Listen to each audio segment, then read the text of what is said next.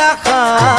সময় পালে আমার গাঁৱলে মাৰিবা এবাৰ পাত আই ঐ মাৰিবা এবাৰ পাত